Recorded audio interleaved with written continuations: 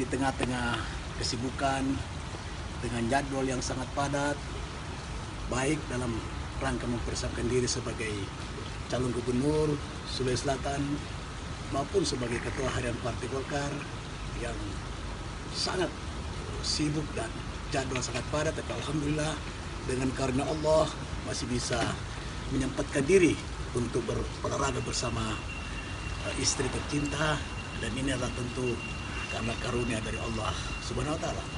Itulah kemudian kita senantiasa harus mensyukuri segala nikmat yang diberikan oleh Allah Subhanahu wa taala, bisa diberikan kesehatan, kekuatan dan keselamatan, sehingga dalam gerak langkah untuk mengabdi kepada orang banyak, khususnya mengabdi kepada masyarakat Sulawesi Selatan, mendapatkan karunia dari Allah Subhanahu wa taala. Sahabat-sahabatku semuanya, selamat berolahraga dan selamat beraktivitas.